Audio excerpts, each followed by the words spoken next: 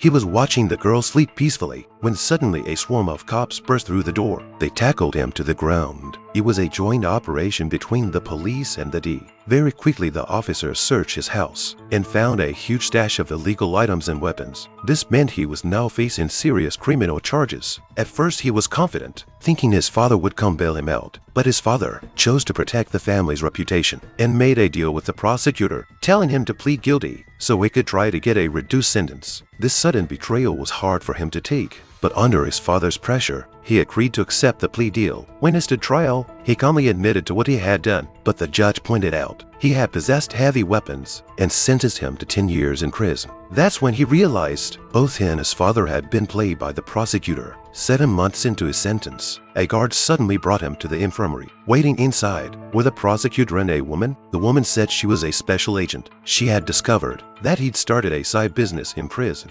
renting out adult magazines. They were impressed by his ability to get along with just about anyone and the way he could get people to open up with just a few casual words. Even a female agent was doing it now. They offered him a deal: transfer to another prison, get close to a serial killer, and find out the location of a buried body. They believed the killer had murdered 14 girls, but so far police had only found one victim. They needed him to help find the rest of the bodies.